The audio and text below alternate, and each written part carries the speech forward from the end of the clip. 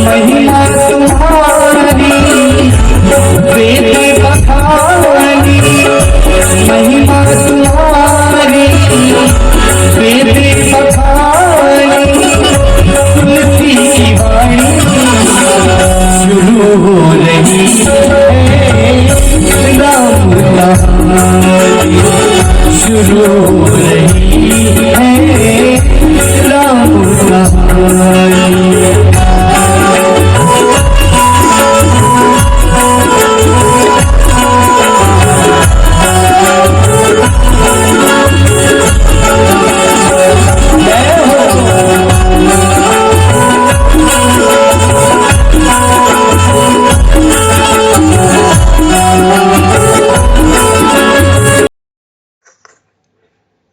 हरि ओम। गुरुर्ब्रह्मा गुरुर्विष्णु गुरुर्देवो महेश्वरः, गुरुः साक्षात् परब्रह्म, तस्मै श्री गुरुवे नमः।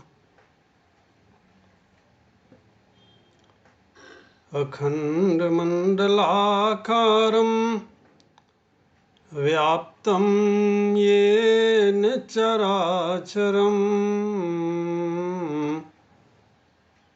तत्पदं दर्शितं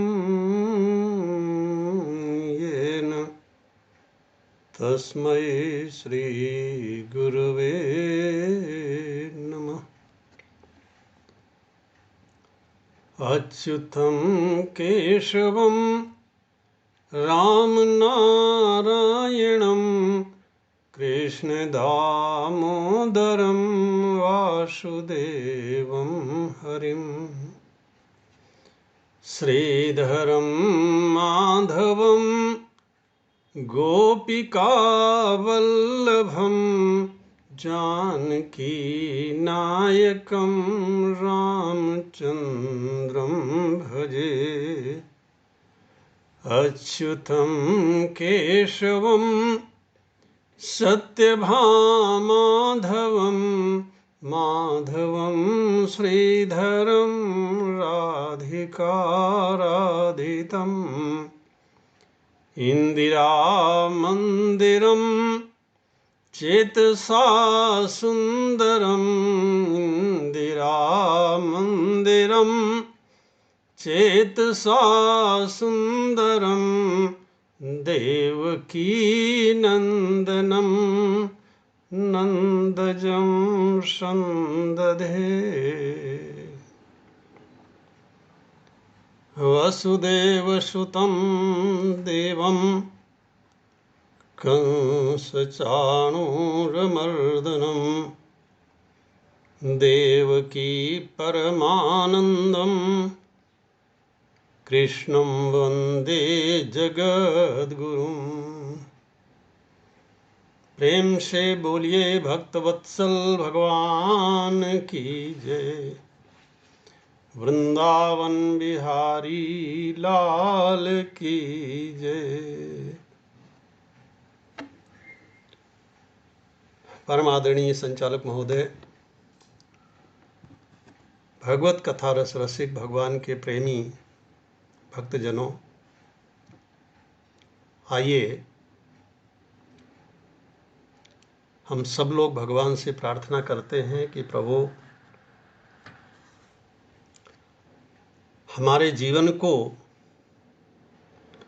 आनंदमय बनाने के लिए जो सूत्र आपने भगवत गीता में दिए हैं, जिनका विश्लेषण आपने अर्जुन के सामने किया है, हमारे ऊपर भी कृपा करके उन्हीं रहस्यों को उद्घाटित करने की करुणा करें। और निश्चित रूप से, क्योंकि भगवान अकारण करुण हैं और करुणा वरुणालय हैं और हमारे अपने संबंधी हैं,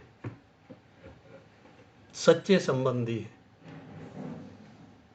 सो ऐसे भगवान हमारे ऊपर कृपा न करें, ऐसा नहीं हो सकता। तभी तो भगवान अर्जुन से कहते हैं, अर्जुन मैं तुम्हारे सामने सब कुछ खोल कर रख देता हूं। अर्जुन ने कहा तो महाराज ये और बता दीजिए, आपने बताया कि काम से क्रोध की उत्पत्ति होती है,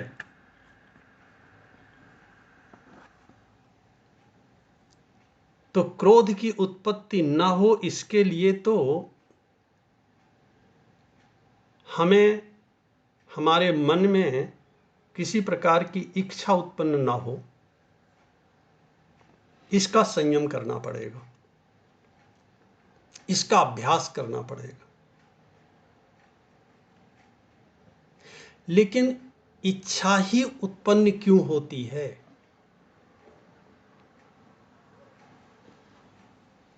इस इच्छा की उत्पत्ति का कारण क्या है? इच्छा क्यों उत्पन्न होती? इच्छा ही ना उत्पन्न हो ऐसा कोई उपाय नहीं है। कन्हैया ने कहा है। बोले क्या उपाय है? बोले इच्छा उत्पन्न होती है रजोगुण से। रजोगुण समुद्भवा। ये जितने अनर्थकारी हैं, जितने मनोविकार हैं, काम, क्रोध, लोभ, मोह, मद, मत्सर, ममता और पता नहीं क्या क्या,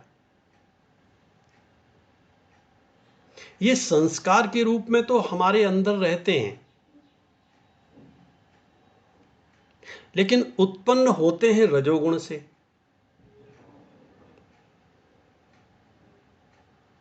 तो इसके लिए थोड़ा सा ये जो रजोगुण है, इसका मनोविज्ञान और इसके बारे में थोड़ा सा जानना पड़ेगा, तब हम इससे बच पाएंगे। हमारे भारतीय दर्शन में सभी दर्शन इस बात को स्वीकार करते हैं कि 3 गुण होते हैं। एक का नाम है सतोगुण, दूसरे का नाम है रजोगुण और तीसरे का नाम है तमोगुण। ये जो पूरी की पूरी सृष्टि बनी है, ये तीनों गुणों से बनी है। सृष्टि की एक भी वस्तु ऐसी नहीं है जिसमें तीनों गुण न पाए जाते हों। सब जगह सतोगुण भी है, रजोगुण भी है और तमोगुण भी है। इन तीनों गुणों की साम्यावस्था को प्रकृति कहते हैं। जब ये तीनों गुण सम अवस्था में रहते हैं तो उसका नाम है प्रकृति। और प्रकृति माने प्रलय की अवस्था। तो प्रलय की अवस्था में तो ये तीनों गुण समान अवस्था में रहते हैं, लेकिन जैसे ही सृष्टि होती है, ये कभी भी कहीं भी सम अवस्था में नहीं रहते, ये विषम हो जाते हैं। एक गुण प्रधान हो जाता है और 2 गुण गौण हो जाते हैं। कभी सतोगुण की प्रधानता हो जाती है, कभी रजोगुण की प्रधानता हो जाती है और कभी तमोगुण की प्रधानता हो जाती है।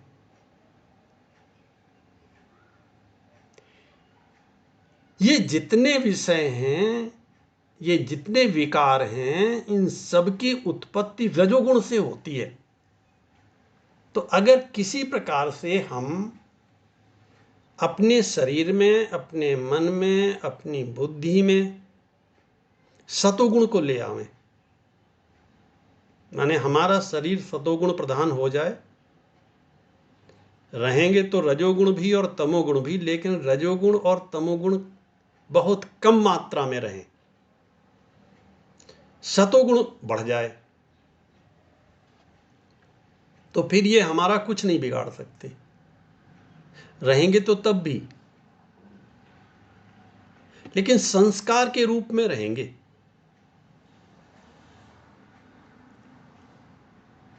सूक्ष्म रूप में रहेंगे, सोए बने रहेंगे। जैसे कोई कितना भी घातक सर्प हो और वो हमेशा सोता रहता हो। मान लीजिए ऐसा कोई एक सांप हमारे घर में रहता है जो हमेशा सोता रहता है, और लोगों ने हमें बता रखा है कि ये कभी जगता नहीं है, जीवित तो है लेकिन हमेशा सोता रहता है।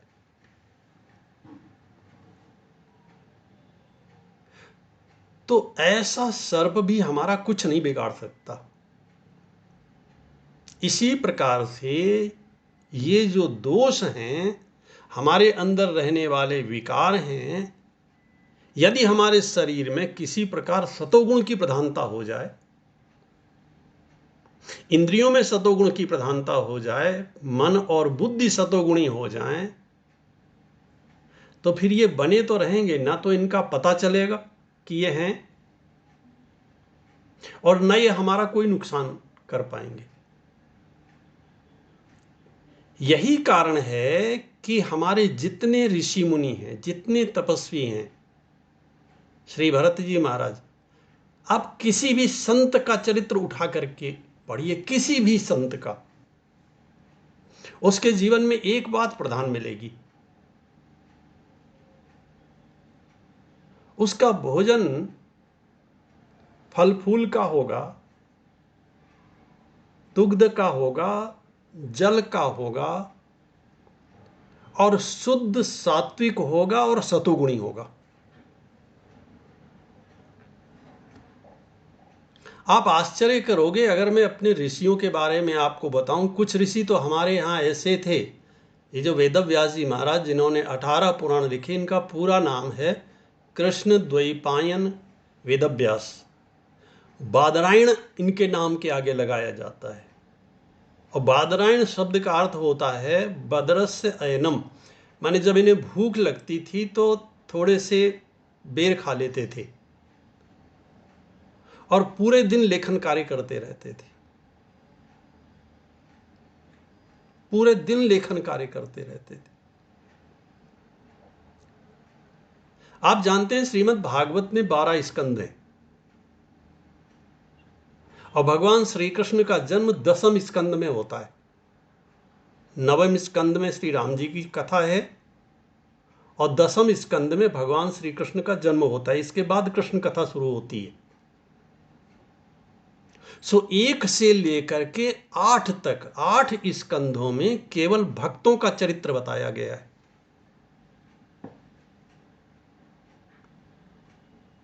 सो पहली आवश्यकता हमारे जीवन में है कि हमारा जो आचरण है, हमारा जो व्यवहार है, हमारा जो भोजन है, हमारा जो वर्तन है, हमारा जो व्यवहार है, ये सब का सब संतों के जैसा हो जाए।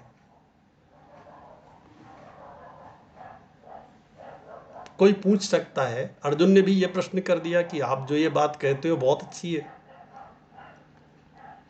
ऐसा करते करते कहीं मेरा प्राणांत हो गया तो? कन्हैया ने कहा, मैं गारंटी देता हूं कि तुम्हारा जो अगला जन्म है वो योगियों के कुल में दूंगा।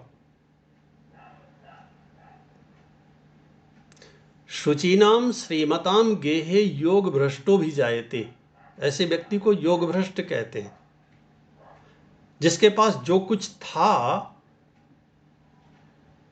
उस सबको उसने उस सात्विक जीवन को जीने में समर्पित कर दिया है। जो हमारे जीवन का चरम लक्ष्य है, परम आनंद की प्राप्ति, उस आनंद को पाने में लगा दिया है। सो ऐसे व्यक्ति का वर्तमान जीवन तो बनता ही है, क्योंकि इस मार्ग पर जैसे ही वो पहला कदम रखता है, वहीं से उसका जीवन बदलना शुरू हो जाता है। चिंताएं दूर, सारा मानसिक खुराफात दूर, लोगों से लड़ाई झगड़े खत्म उसी दिन से। क्योंकि भगवान कहते हैं, न ही कल्याण कृत कश्चित दुर्गतिम तात गच्छति। अर्जुन, आत्म कल्याण के लिए किया गया एक भी कर्म कभी व्यर्थ नहीं जाता, एक भी क्षण कभी व्यर्थ नहीं जाता।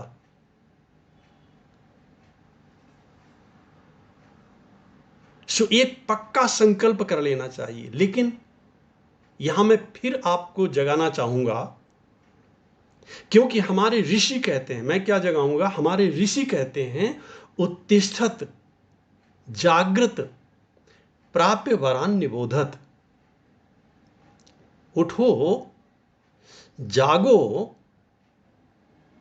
इस मंत्र का कई तरह से लोगों ने अर्थ किया है, कई बार तो गलत अर्थ किया है।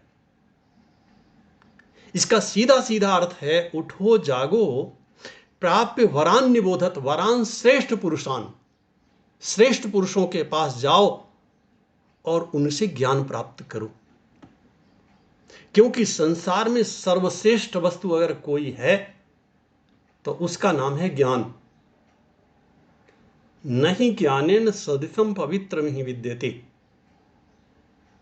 भगवान गीता में कहते हैं कि ज्ञान से अधिक श्रेष्ठ, ज्ञान से अधिक पवित्र करने वाला पावना नाम च पावनम, इतना श्रेष्ठ और इतना पवित्र कोई दूसरी वस्तु संसार में है ही नहीं।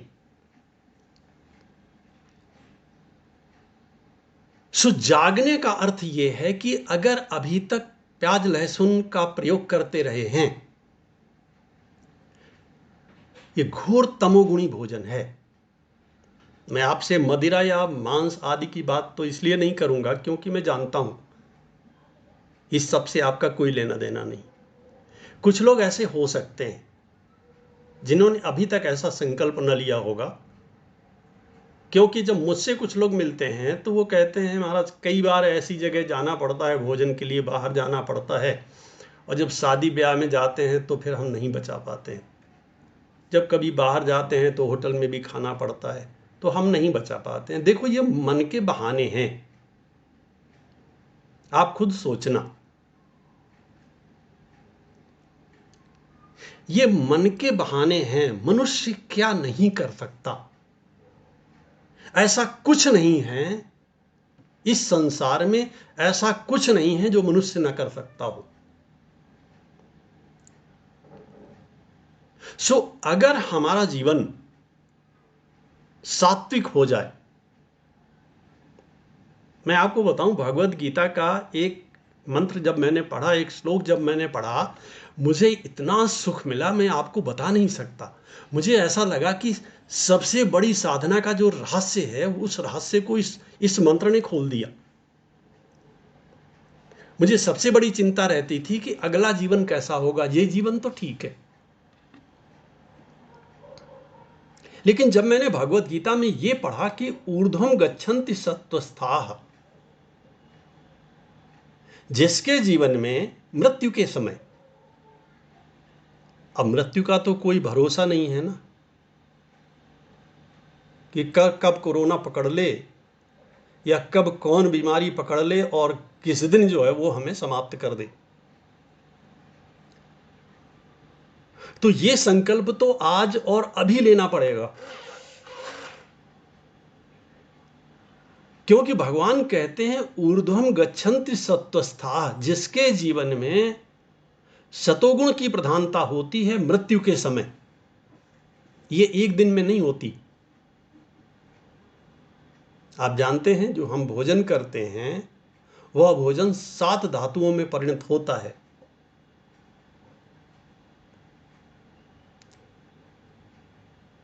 और सबसे अंत में बनता है सतोगुण। सो इसकी शुरुआत तो बिल्कुल अभी से कर देना है। ऊर्ध्वम गच्छन्ति सत्वस्था अर्थ होता है कि जिसके शरीर में, जिसकी इंद्रियों में, जिसके मन में और जिसकी बुद्धि में सतोगुण की प्रधानता होती है, उसकी ऊर्ध्व गति होती है। यह गारंटी है कि अगर आप मनुष्य हो तो मनुष्य से ऊंची किसी योनि में जाओगे, या तो देवता बनोगे या ऋषि बनोगे, जैसा कि भगवान श्री कृष्ण स्वयं कहते हैं। सतोगुण प्रधान जो स्थिति होगी उस स्थिति में आप जाओगे, क्योंकि जहां हैं उससे नीचे वो नहीं ले जाते। ऊर्ध्वम गच्छन्ति सत्वस्थाः मध्ये तिष्ठन्ति राजसाः, जिसके जीवन में रजोगुण की मात्रा प्रधान होती है वो बीच में रहता है। उसके बारे में कुछ ज्यादा भरोसे के साथ नहीं कहा जा सकता है। ऊर्ध्वं गच्छन्ति सत्त्वस्थाः मध्ये तिष्ठन्ति राजसाः जघन्य गुणवृत्तिस्थाः अधो गच्छन्ति तामसाः। और जो तमोगुणी व्यक्ति है उसकी अधोगति होती है। इस बार तो मनुष्य बन गया, लेकिन अगली बार मनुष्य नहीं बन पाएगा, ये गारंटी है।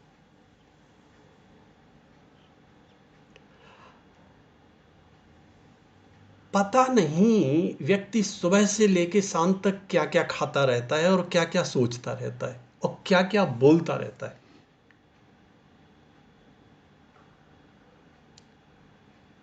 भगवत गीता में 3 प्रकार की तपस्या बताई गई है। शरीर का तप बताया गया है, वाणी संबंधी तप बताया गया है और मन संबंधी तप बताया गया है।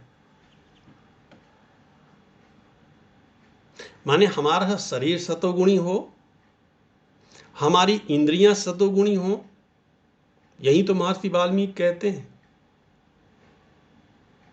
कि नैनन संत दरस नहीं देखा, तो लोचन मोर पंख कर लेखा।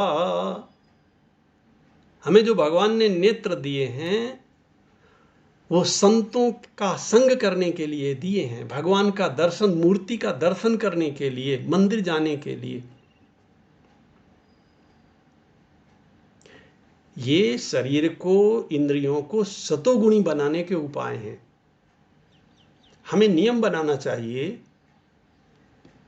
रोज एक बार जो भी निकटतम हो मंदिर में जाकर के भगवान को प्रणाम करें। कभी पैदल जा रहे हैं और किसी भी मंदिर के सामने से जा रहे हैं, भगवान विराजमान हैं और हम ऊपर को मुंह उठाए चले जा रहे हैं, 1 मिनट लगेगा। आप वहीं मुड़ करके हाथ जोड़ करके 1 मिनट से ज्यादा का समय नहीं लगेगा, उन्हें प्रणाम करिए और आगे बढ़ जाइए।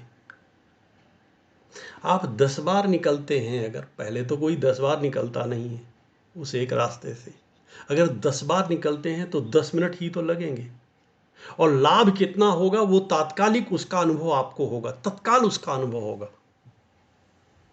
घर से जब भी बाहर जाते हैं, बार बार भगवान के सामने न जा सके तो एक बार मानसिक प्रणाम करिए, प्रभु मैं बाहर जा रहा हूं, आपको छोड़कर जाना पड़ रहा है,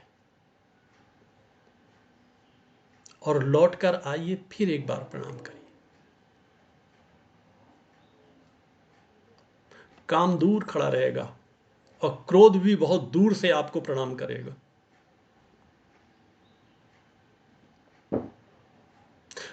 वास्तविकता तो ये है, सच तो ये है कि हम बिल्कुल पागलपन का जीवन जी रहे हैं। इसलिए हम उस चिकित्सालय में तो नहीं हैं जिसमें कुछ रोगी भर्ती है,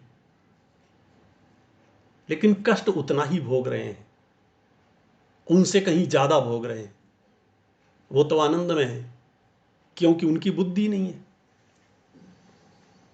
बहुत से लोग बुद्धि होने के कारण, बुद्धिमान होने के कारण कष्ट भोग रहे हैं। सबसे बड़ा कष्ट जो है, बहुत पुरानी बात है, मैं उस समय प्रयाग विश्वविद्यालय में आचार्य प्रोफेसर आद्या प्रसाद मिश्र जी हमारे गुरुदेव हुआ करते थे। एक बार उनके घर बैठा हुआ था, उन्होंने कहा सुरेंद्र ये देखो जो भैंस बंधी हुई है ऊपर को मुख किए हुए है और बड़े आराम से अपना मुख चला रही है, थोड़ा सा आंख बंद किए हुए है। हम नहीं समझे गुरुदेव क्या कहना चाहते हैं। उन्होंने कहा इसके पास बुद्धि कम है, इसलिए कोई चिंता नहीं है इसे। और हम बुद्धिमान होते हुए भी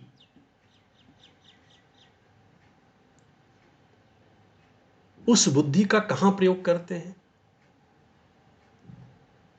जड़ वस्तुओं के साथ।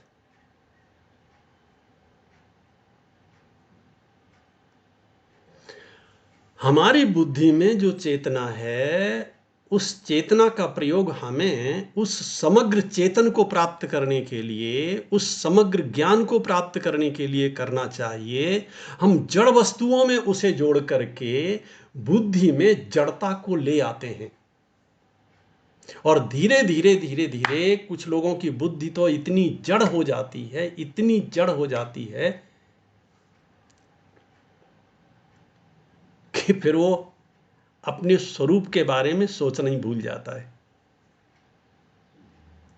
कर्तव्य कर्म ही भूल जाता है।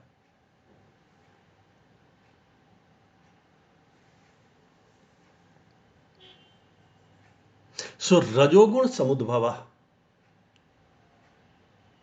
ये जो काम है, ये जो क्रोध है, देखिए क्रोध की उत्पत्ति होती है कामना से। अगर इच्छा ना हो तो क्रोध नहीं होगा, और रजोगुण की प्रधानता ना हो तो इच्छा नहीं होगी। इच्छा तो होगी लेकिन अच्छी अच्छी इच्छाएं होंगी, फिर मंदिर जाने का मन करेगा। और रजोगुण की प्रधानता होती है तो मंदिर के सामने से निकल जाते हैं और भगवान की ओर मुड़ करके एक बार प्रणाम नहीं करते उन्हें, क्योंकि मन में तो रजोगुण भरा हुआ है, दिमाग में तो और ही चल रहा है। हम हैं कहां अपने में, हम स्वस्थ कहां हैं। जैसे हम स्वस्थ कहते हैं, स्वस्थ शब्द का क्या अर्थ होता है? संस्कृत में कहा गया स्वस्मिन तिष्ठति इति स्वस्था, जो अपने में स्थित रहता है वो स्वस्थ होता है। हम अपने में कहां रहते हैं?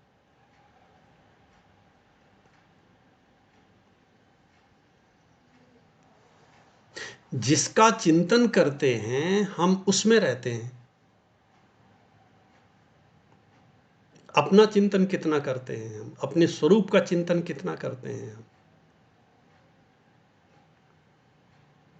इसीलिए हमारी स्थिति इतनी खराब हो गई है कि अगर हम ध्यान में भी बैठते हैं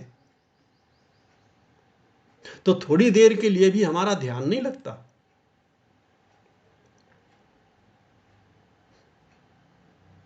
हम लगातार असहज जीवन जी रहे हैं, और यदि हम स्व में स्थित हो जाएं, हमारी सात्विकी वृत्ति हो जाए, हम पूरी तरह से सात्विक हो जाएं, पूरी तरह से सात्विक हो जाएं, माने सतोगुण की प्रधानता हमारी जीवन में हो जाए, तो हम जहां बैठ जाएं हमारी वहीं समाधि लग जाए। भोले बाबा समाधि लगाते नहीं थे, उनकी समाधि लग जाती थी।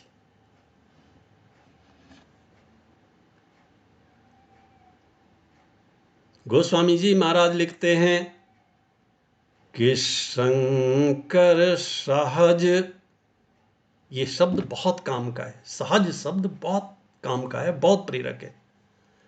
शंकर सहज स्वरूप समारा, तो लागे समाधि अखंड अपारा। वे अपनी सहज अवस्था में आए, सो समाधि लग गई। शंकर जी भी असहज होते हैं। देखो, जब जब व्यक्ति अंतर्मुख ना हो करके बहिर्मुख होगा,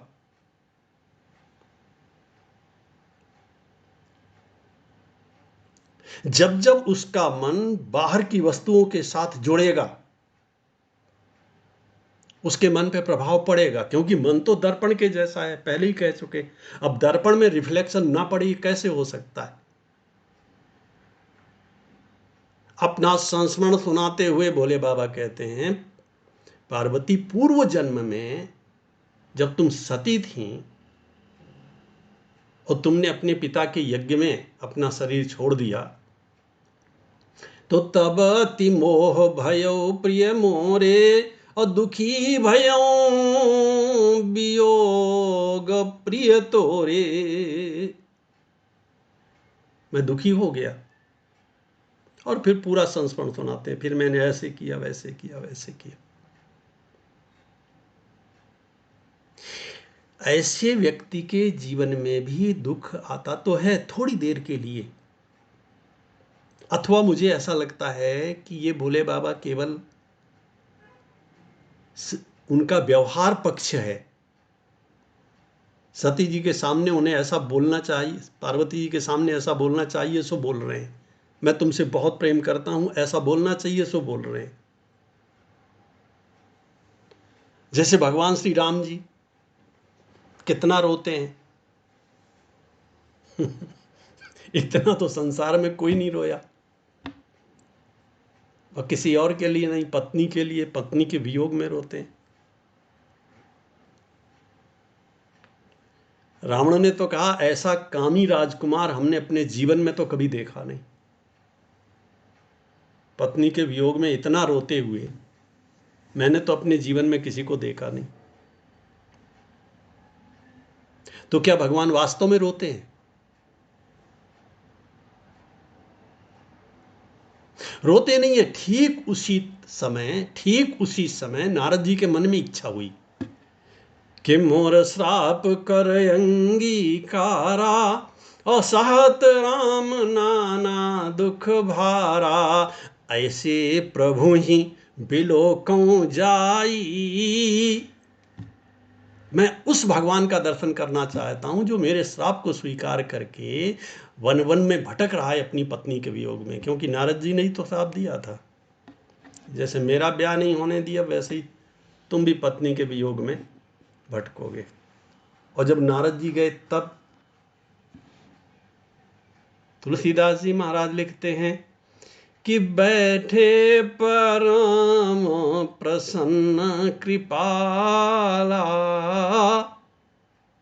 बैठे परम प्रसन्न कृपाला, कहत अनुज सन कथा रसाला।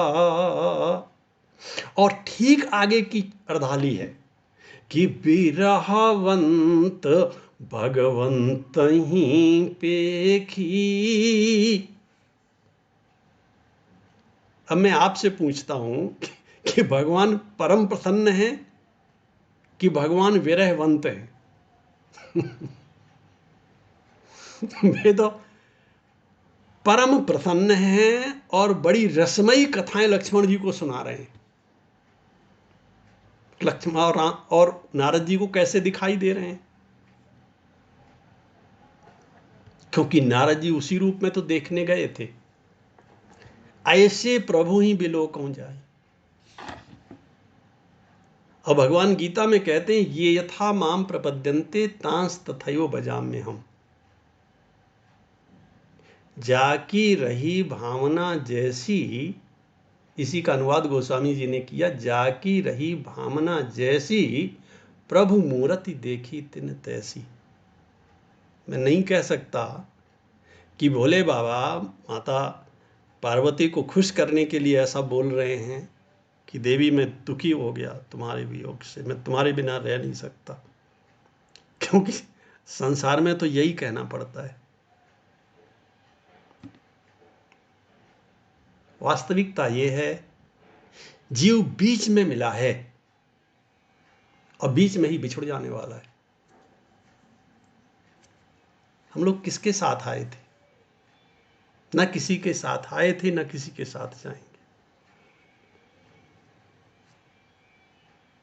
सब बीच में मिले हैं और बीच में बिछुड़ जाएंगे। या तो हम उन्हें छोड़ करके चले जाएंगे या वे हमें छोड़ के चले जाएंगे। प्रयागराज में कुछ शिक्षकों के साथ ऑनलाइन शनिवार को एक कार्यक्रम चल रहा है भगवत गीता का। तो उसमें एक शिक्षक ने बड़ा तार्किक प्रश्न किया, बड़े काम का प्रश्न किया। उसने कहा, यह भी समझ में आता है कि आत्मा अमर है, और यह भी समझ में आता है कि हम किसी के साथ आए नहीं हैं, साथ जाते नहीं हैं। जितने तर्क हैं आपके सब समझ में आते। केवल एक बात बता दीजिए, फिर हमें दुख क्यों होता है? व्यक्ति के बिछोह का दुख क्यों होता है? बड़ी बढ़िया बात थी।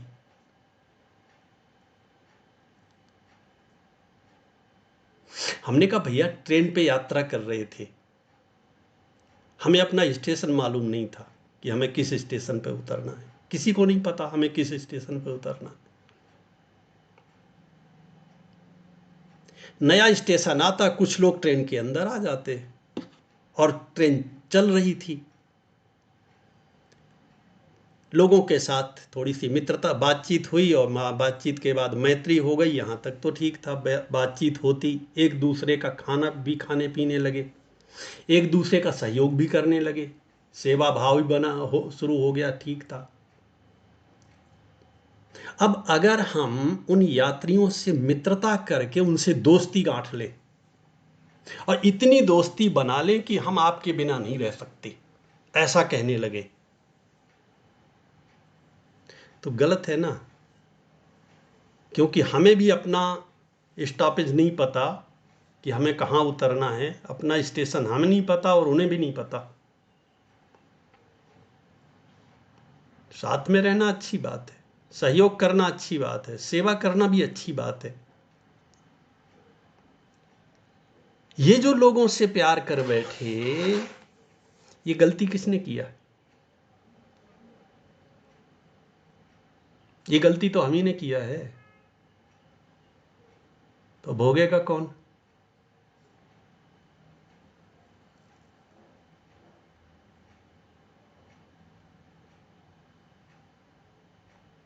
क्योंकि बचपन से, जब से हमारा जन्म हुआ है, तब से हमें गलत ज्ञान सिखाया गया। किसी ने नहीं बताया कि शुद्धोषि बुद्धोषि निरंजनोषि, तू शुद्ध है, बुद्ध है, मुक्त है, सत्य स्वभाव है, प्रत्येक चैतन्य है, परात्पर ब्रह्म तत्व है, तू अपने को जीव माने बैठा है। ब्रह्म सत्यम जगन मिथ्या, जीवो ब्रह्मैव नापरा, जीव ही ब्रह्म है, तू परमात्मा का अंश है। किसी ने नहीं बताया। ये तेरे माता हैं, ये तेरे पिता हैं, ये ताऊ हैं, ये चाचा हैं, ये फूफा हैं, ये मामा हैं। इस भीड़ में, इस संबंधों की गलत भीड़ में जो असली संबंधी था, उसके बारे में किसी ने कभी नहीं बताया।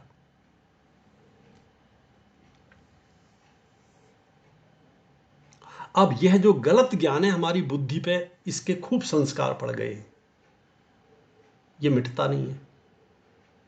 आपको दोप का गलत पहाड़ा याद हो जाए, सही करने में नाकों चने चबाने पड़ेंगे।